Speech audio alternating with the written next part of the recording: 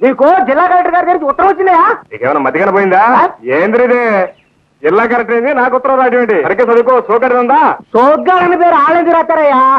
మీ నాన్నగారి పేరుతో సైతంగా సింహాద్రి గారి కుమారుడు శోభనాద్రి గారు అని రాశారు. ఏంటి జిల్లా కలెక్టర్ నాకు గారు అని రాశాడా? చూసారా, జిల్లా కలెక్టర్ గారు నాకు శోభనాద్రి గారు అని రాశాడరా అని కలిగి ఏం రాశాడు చదువు.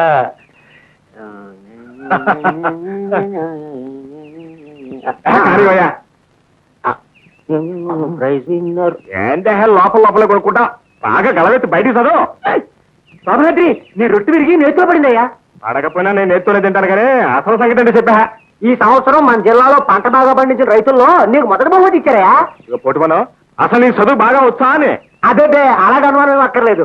రేపే మన జిల్లా కలెక్టర్ గారు మనూరు వచ్చి 10 మంది సంవత్సరంలోనూ ఆయన చేతులతో స్వయంగా ఆయన ఆ బహుమతిని కట్టబోతున్నారు. అంటే మా మామ చూస్తుండగానే ఇస్తానా? మరి మన ఊరు ప్రెసిడెంట్ గారు లేకుండా ఎలా ఇస్తారా?